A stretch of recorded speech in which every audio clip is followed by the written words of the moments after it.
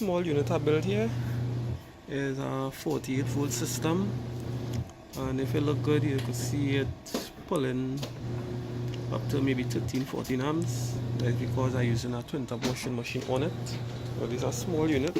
How small it is, small like a table.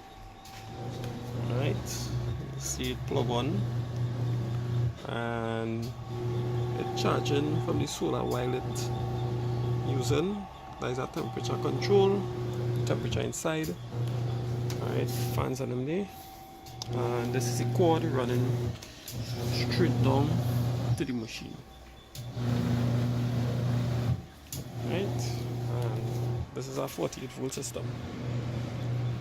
54 amp hours lithium ion battery, and this is the batteries here. So you see, it's just these two combined together, and 13 in this, and created this.